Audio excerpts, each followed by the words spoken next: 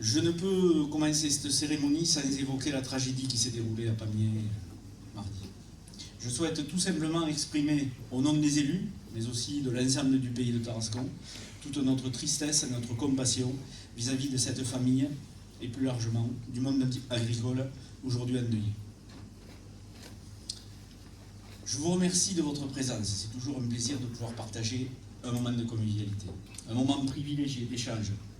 J'ai vu que vous aviez déjà commencé, sur des sujets concernant notre territoire et parfois bien au-delà. En effet, il y a un an, je concluais mes propos par le slogan « Femmes, vie, liberté », saluant ainsi la lutte des femmes iraniennes pour un monde plus juste, un monde plus démocratique, un monde plus humain, tout simplement.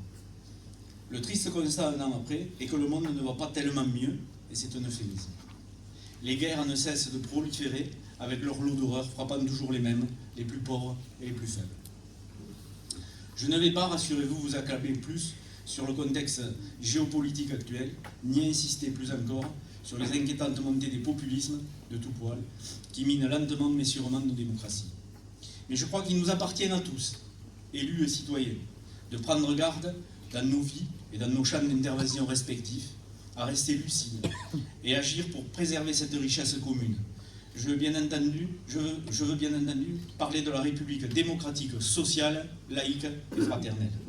Une laïcité qui, j'en suis convaincu, est un formidable héritage qui nous permet de vivre ensemble au-delà de nos différences. La fraternité, composante indissociable de notre humanité, et qu'une loi même ne saurait effacer. Pardonnez cette digression, mais rien n'est plus terrible que l'indifférence et finalement l'accoutumance au malheur des autres avec l'illusion que cela ne nous concerne pas. Je ne pense pas, comme certains essaient de le faire croire, aux théories du grand remplacement ou autres déclins de civilisation qui n'ont d'autre vocation que de fracturer notre société en attisant les peurs et les instincts les plus vils. Je crois au contraire important, qu'en ces temps parfois troublés, où le rejet de l'autre est brandi comme une solution, de ne pas oublier ce qui fait encore le ciment de notre société. Ce ciment, c'est avant tout la fraternité. Pour ne pas céder à cette rhétorique guerrière à la mode, vous me permettrez donc de préférer au réarmement un rassemblement fraternel. Rassemblement fraternel qui doit se traduire par de la convivialité. Et c'est bien ce qui doit présider à cette traditionnelle cérémonie de vœux.